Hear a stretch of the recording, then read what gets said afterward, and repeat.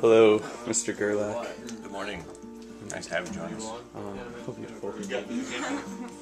What's up? Say hi, guys. Let's take a whole Good morning. behind the TV. You'd have to make it like it's like the secret TV entrance. Okay. So, Kevin likes coffee, and we decided to go get coffee when we were in Eugene, Oregon. And we were like, all right, what are we going to do? It's 8 o'clock at night, not sure what our plans are. So we roll over to this awesome little coffee house. Kevin starts chatting with the workers there, you know, typical Kevin, hanging out with everybody. We end up sitting around, just kind of joking around about who would be the kind of person that each of us would marry, just being silly, having, you know, 20-year-old conversation. We were just basically hanging out, and we ended up just like joking around with one of the workers there, and he was asking us why we came to Eugene, Oregon, and all that stuff. And we told him that we were on this evangelism road trip, and we're hanging out with a whole bunch of radical Christians. And this guy ended up getting a little bit defensive, and he was like, "Oh yeah," but he was kind of interested at the same time. It seemed like, so he said, "Yeah, I'll come out and talk with you guys after my shift's over." So we went outside and started praying. Felt like the Lord was saying, basically not to be debaters, but to be lovers. The Lord was speaking that to Becca. So we were outside, just chatting about what the Lord had in store for it and praying.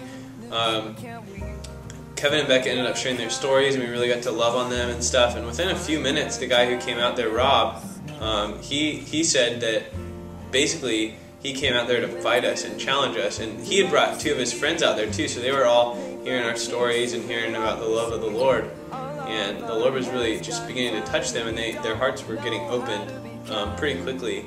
And at the same time, Rob, who was the one that came out there to kind of come at us, he started saying, last night while I was, you know, hanging out, I asked the Lord if he would prove himself to me, if he was real. And the Lord basically showed him that he was real. So I heard this happening in this corner.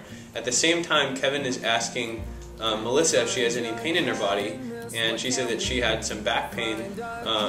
So basically, I was like, dude, check this out. So I had Rob hold the legs of Michelle as her leg grew out, and he literally saw her leg grow out in his hands. It was literally moving in his hands. This girl started weeping, and Rob was like freaking out. We've never heard more cussing in our lives during healing. It's pretty funny.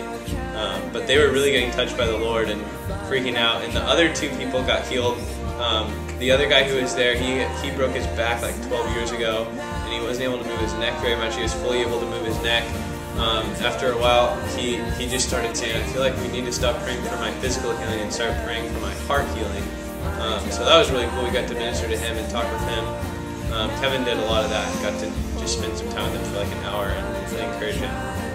All three of them came back for Vineyard Eugene, which is a new church plant that my friend Amy and her family are starting. Hi, Amy. And basically the Lord just started really touching them and brought them into that family, and we got to just have breakfast with them the next morning, and the Lord brought it together in this really cool harmony between evangelism and discipleship. So the Lord just did a work. It was awesome.